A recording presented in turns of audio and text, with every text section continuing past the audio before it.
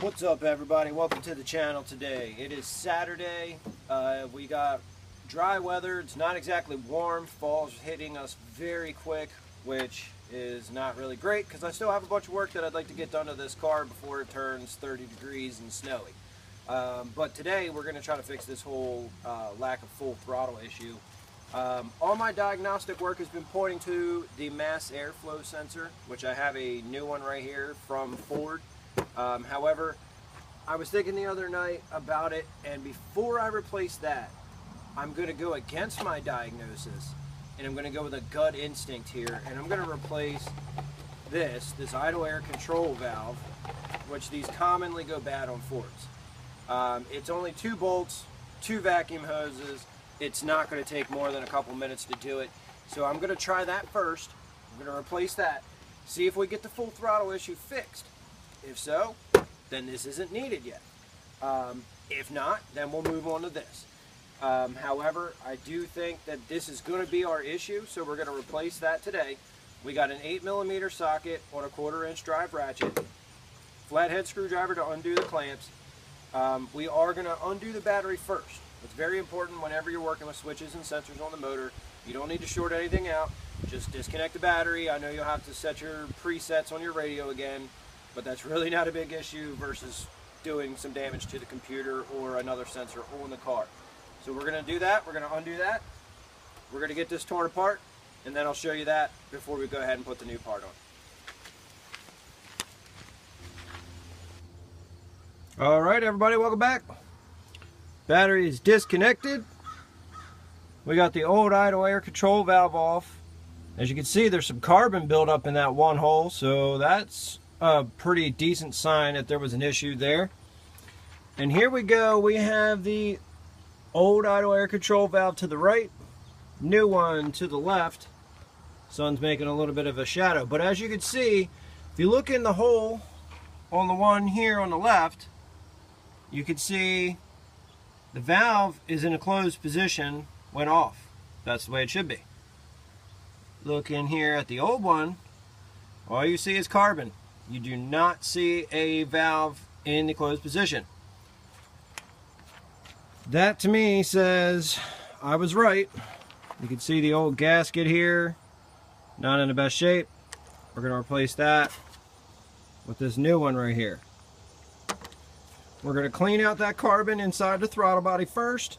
Then we're going to bolt the new idle air controller on, get everything buttoned back up, and then we're going to start it up and see if we can't get rid of that whistling sound so that we know the throttle body will go full closed, and then see if that computer will then allow us to get full throttle all the way back. Alright, everybody, it's all put back together. Battery's back hooked up. You're looking at the intake tube right here. What we're waiting to hear is if we hear sucking noise only when I hit the gas, not when I'm off the gas. We don't want that valve to be staying stuck in the open position. So let's see what happens.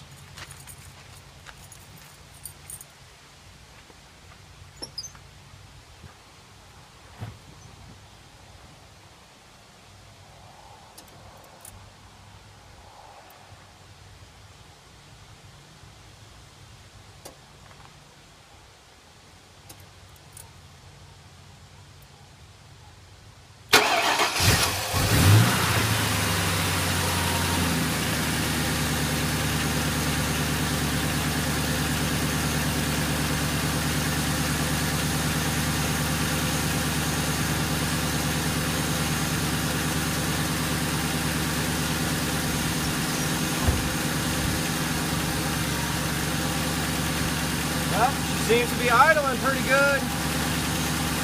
Idled down way quicker than it has been before I did this change.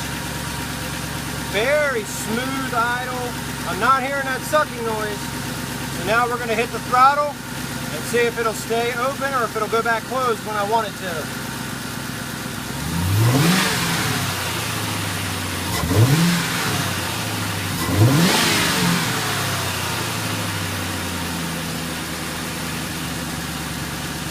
She idled right back down like she should. We're not hearing that crazy sucking noise either.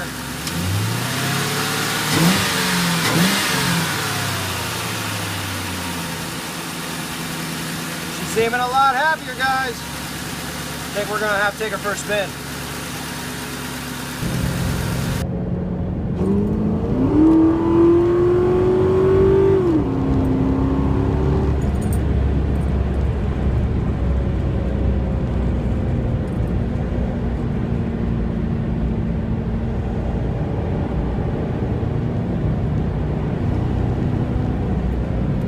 Sounding mean.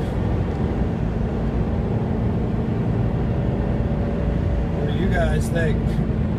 I think we might just have it fixed. Yeah, I think she's fixed. I think we got it going.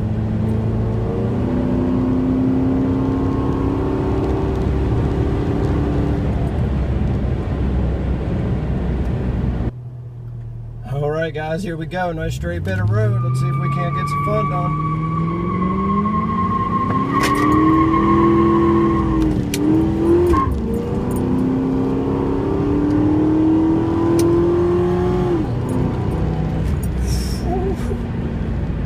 Oh yeah. Yeah. She's ready to go. Yeah, definitely fixed. Glad I decided to go with my gut instinct. Don't always go with your gut instinct. Diagnosis is a really good thing, but when you have a lot of experience, you've been doing this a long time, sometimes your body just wants to tell you that your brain is wrong. This time it just happened to be true. Like I said, I still had the other part just in case, and we may need it down the road. So that's a really big thing.